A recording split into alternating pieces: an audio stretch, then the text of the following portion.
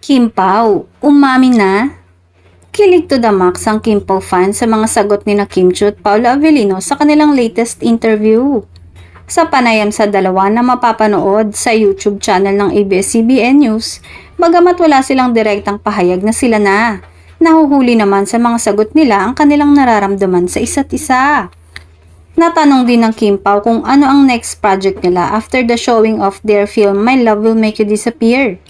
Ayon kay Pao ay may nakalatag na daw silang proyekto na araw-araw mapapanood.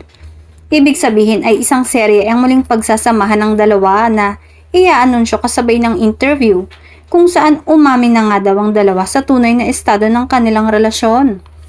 Natanong naman ang tungkol sa pagbabakasyon noong kaarawan na Holy Week, ngunit sabay tawa na naman na parang kinikilig ang mga ito.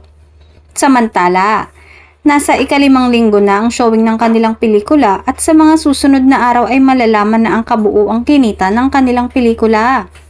Ngayon pa lang ay nagpapasalamat ang kapamilya stars dahil may mga nagpapa-block screening pa din ng kanilang movie at magsho-showing pa din sa ibang bansa.